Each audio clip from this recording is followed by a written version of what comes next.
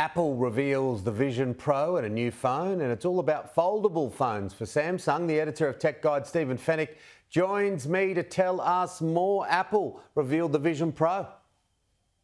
Yeah, good morning, Timmy. It was much anticipated, a lot of rumours leading up to this, and yes, we did get the Apple Vision Pro after years of rumours.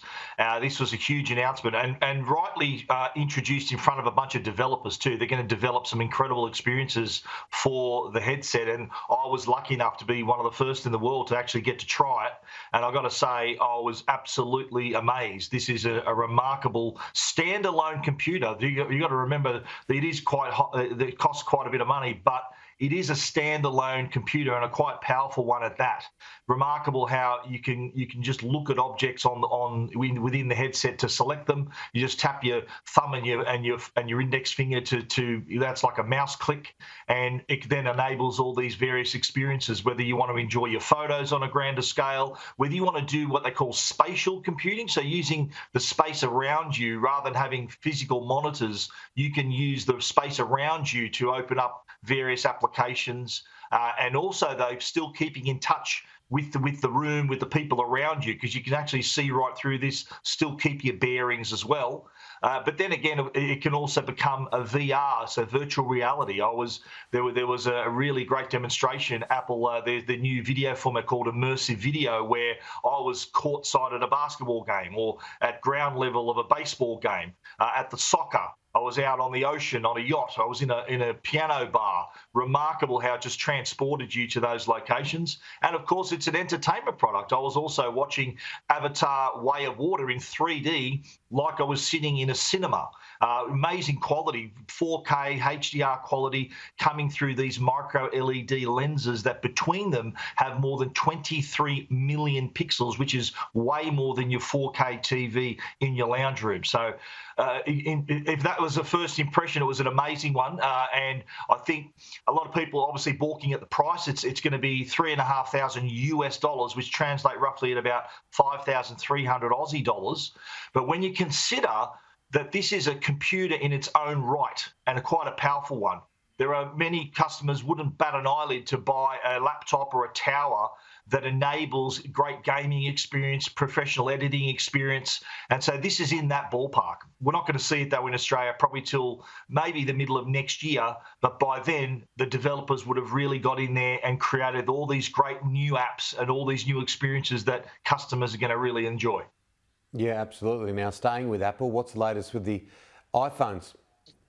Yeah, well, iOS 17 is their new operating system. Couple of features I'll touch on that they introduced. One was live voicemail. So have you ever had a call and you think, well, I can't answer it, I'm in a meeting, or you can't get to it? You can actually see the live transcription of your voicemail. So if it's an urgent call, you can see in reflected in that live voicemail. So it's the call transcribed. So they're leaving you a message and it's live transcribed, so you can actually read it as it's coming in.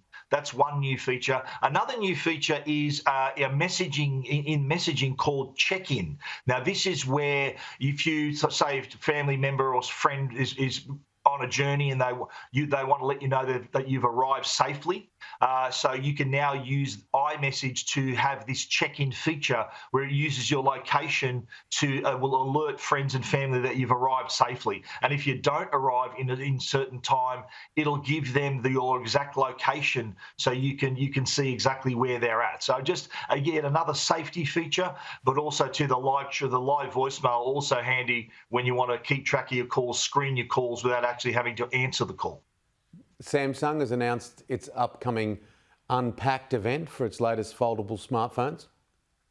Yeah, this is coming up in late July, we're hearing, but what they have confirmed is that it's taking place in Seoul. So it's a home game for Samsung in South Korea when they launch the 5th generation of their Galaxy Z Fold and Z Flip devices. Now, these are really catching on in the market. Market share of foldable devices is increasing. We're seeing other brands like Motorola, Oppo, Google even now releasing foldable devices. Samsung, though, were the OG. They were the very first to introduce them 5 years ago. So they're coming up with their 5th generation, and I think these devices are becoming a little bit more mainstream. I think we're going to see a few new features with the Galaxy Z Fold, including being able to maybe fit the S Pen inside the device rather than having to carry it separately. The Z Flip, which is the phone that literally folds in half. They're saying that the screen on the front of the device, according to the rumours, is going to take up the entire front face. So it'll be the largest screen that they've put on that Flip device. But we'll find out more in late July. The event's going to be held in Seoul, so Samsung's backyard. We're going to be they've held this event in New York, Barcelona, Berlin, but they've decided to stick to Seoul this time around for the very latest launch. You'll be over there, of course. I'm expecting to be, yes, Tim. Yeah, at end of July. So I'll probably be talking to you from over there in the next few weeks. All right. Now, pivotally, a big game today for South Sydney. You're down on numbers. You're playing the Dragons. Yeah, this will be a real test for South. Cody Walker's pulled out with a quad strain, and of course we've got Cam Murray and Latrell Mitchell still injured. And yeah, I think it's time for the others to step up here. We've still got great players in the team like Junior Totola and Campbell Graham and Alex Johnson, so still healthy on numbers. But yeah, it'll be a real test for the boys. They're up against a pretty determined St George side today. Do you think Latrell's going to be right for Origin too? I think he will, yeah. I think it was only a strain. It didn't tear anything, so I'm pretty sure in a couple of weeks he'll be 100%. So we'll see what they do with the selections there. Hopefully get a few South boys in there to do their best. Oh, we need him. We need him if he's fit. Good on you, Steve. Thanks, mate.